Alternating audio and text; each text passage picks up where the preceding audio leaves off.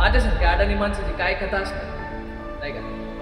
आयुष्याचं सोनं कसं होतं याचं जिवंत उदाहरण आहे.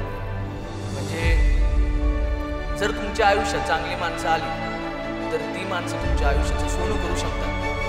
हे मी स्वतः पाहिलंय. 2 वर्ष झालं काही पीक नाहीये, पैसा नाहीये, लई कर्ज झालंय आमच्यावर.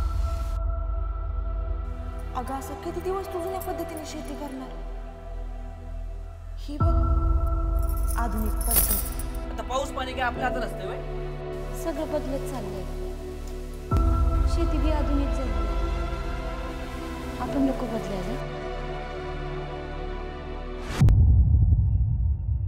तुझा नवरा 12वी सायन्स आहे ना? अगं मग त्याला पाठवू की शहरात शिकायला? पहिला मजला मग तिथून उजवीकडे. खरं खरं बोला नाही तर सस्पेंड करा.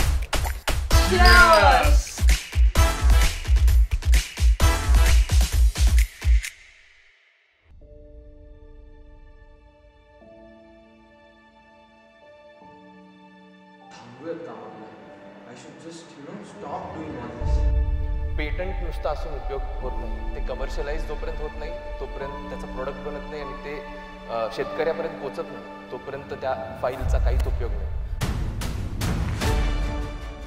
Great. It would be our pleasure to have you and Dr. Sagar on our board. Also, we require a software specialist for agriculture and horticulture media. Amazing आहे.